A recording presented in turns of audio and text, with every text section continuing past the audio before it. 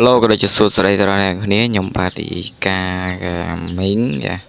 ថ្ងៃនេះខ្ញុំមានវីដេអូថ្មីមួយមកប្រាប់អ្នកគ្នាអំពីធ្វើចានឆើនេះ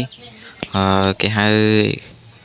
អឺline ឆើអីគេអ្នកគ្នាភ្លេចបាត់អីជាខ្លាំងខ្ញុំតែខ្ញុំដាក់ឈ្មោះនៅលើហ្នឹងហើយគឺថាប្រយោជន៍របស់ធ្វើចានឆើហ្នឹងគឺវាច្រើនដែរគឺវាល្អខ្លាំងមែនតើសម្រាប់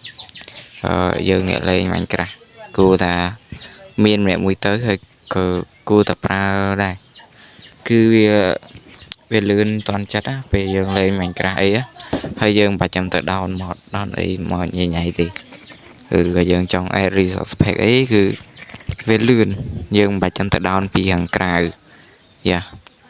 ហើយឥឡូវខ្ញុំប្រាប់កន្លែងនេះអានេះកន្លែងយើង add ហ្នឹងហើយ add ម៉ៅគឺយើងដាក់រូបម៉ៅហើយយើងចុចអាកន្លែងសញ្ញាបូកកន្លែងកណ្ដាលហ្នឹងមកយើង add រូបម៉ៅហើយយើងចង់ដាក់រូបអីរូបទៅនេះខ្ញុំដាក់រូប PX ហើយយើងចង់ដាក់រូបស្អីស្អាតក៏ដាក់ទៅនិយាយលេងទេពេលដាក់បានក៏ដាក់ទៅហើយចាំតិចហើយនេះកន្លែងមួយទៀតគឺវាល្អបំផុតសម្រាប់យើងដល់ប្រចាហ្នឹងគឺអាហ្នឹងគឺថាប្រយោជន៍ធំជាងគេហ្មងអានេះកន្លែងយើង add បន្ថែម mod ហ្នឹងឯងគឺវាលយខ្លាំងមែនតើអាហ្នឹងនៅពេលដែលយើងដាក់នៅលើ fabric អីនៅពេលដែលយើង down fabric មួយគឺយើងដាក់នៅនឹងមួយបានដាក់ mod ហ្នឹងតែបើយើងដាក់ fabric ផ្សេង mod ហ្នឹងគឺវាផ្សេងទៀតហើយកន្លែងទី2នេះគឺ mod page ហើយកន្លែងទី3នេះគឺ resource pack គឺអាហ្នឹងគឺវាសំខាន់ណាស់មែនតើយើងដាក់ resource pack ទៅវាលឿនយើងបាច់ចាំចេញទៅ down ហើយយើងក៏ down នៅកន្លែងហ្នឹងគឺវា install ចូល game របស់យើងតែម្ដងនៅពេលដែលយើងលេងនៅលើ fabric ឬក៏ optifine ឬក៏Fog អីមួយទៅគឺវា install ទៅលើ fabric optifine របស់យើងនេះខ្ញុំសាក down resource pack 2 3យកមកតេស្តទាំងនេះមើលខ្ញុំ down ណាមុនវាបានខ្លះហើយហើយអាហ្នឹងគឺតែប៉ុណ្្នឹងឯងឥឡូវខ្ញុំសាក down resource pack PVP មួយគឺសាក down ឈប់ខ្ញុំសាក down ហ្នឹងមួយ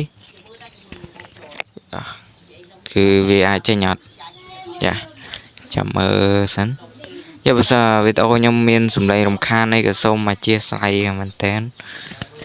ចំពោះវីដេអូនេះគឺញ៉ៃមែនតើខ្ញុំថ្ងៃហ្នឹងហើយមើលវីដេអូខ្ញុំតាពីដើមមករហូតដល់តំណឹងកុំភ្លេចជួយចុច like subscribe ឲ្យខ្ញុំម្នាក់មួយផងដើម្បី channel ខ្ញុំចាប់បានគ្រប់ 1k ឥឡូវបាន800 subscribe ជាងហើយហើយក៏អរគុណអ្នកនាងដែលបាន subscribe និងមើលវីដេអូខ្ញុំកន្លងមកហើយអានេះខ្ញុំ add shader តែនិយាយវិញមើលអានេះកន្លែងយើង add shader គឺឥឡូវយើង add តែប៉ុណ្្នឹងបានអីឥឡូវចាំតិចខ្ញុំចូលទៅកាន់ game សិនឥឡូវយើងចូលមកដល់ game ហើយបាទហើយកុំឲ្យកាត់ពេលយូរយើងចាំតិចទៅមកកាត់ពេលយើងចាំតិចទៅចាំតិចទៅគ្នាឥឡូវយើងចូលមកដល់ game ហើយហើយយើងមើល real pack យើងจะ install មិនបានអត់គឺបានគឺអា3ហ្នឹងគឺខ្ញុំ add មកមិញហើយអា3ក្រោយនេះគឺខ្ញុំ add មកមិញអានោះខ្ញុំ add មកមុនជាស្រ័យជាត្រឡប់ត្រឹមទៀតហើយ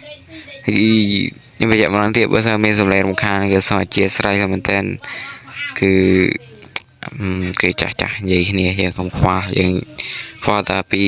យ៉ាងរបស់យើងទៅហើយអានេះខ្ញុំចូលទៅតេស្ត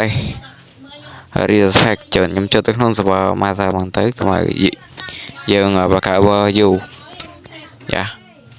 ឥឡូវយើងចាំវាបន្តិចទៀតទៅហើយអាសញ្ញាបូកឡាកដាហ្នឹងអាហ្នឹងគឺខ្ញុំ add មកនេះឲ្យមើលបាន FPS ខ្ញុំគឺវាគិតលួងហើយមែនតើខ្ញុំលេងនៅលើ optifine គឺ FPS គឺវាតាមហ្នឹងហើយគឺយកមាន mod មានអីជំនួយ FPS ណ ហ្នឹងហើយ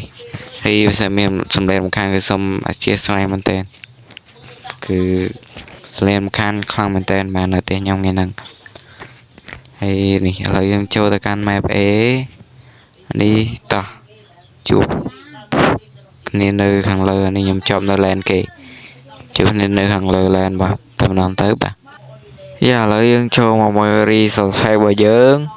នេះតែឥឡូវយើងសំដៅ resource pack សិនបាទហើយយើងដាក់ទាំងអស់ហ្មងទៅយើង add មកទាំងអស់តែម្ដងទៅបាទឥឡូវយើងចុចdone នៅវិញមកឥឡូវយើងវាចាំវាមិនតិចទៀត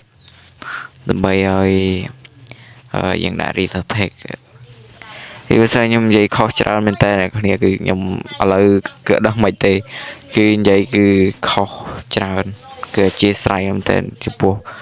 ពីសម្ដីខុសឆ្គងចាអ្នកគ្នាអាចមើលបានគឺ resource pack នេះគឺលយមែនតើគ្នាមើលបានគឺ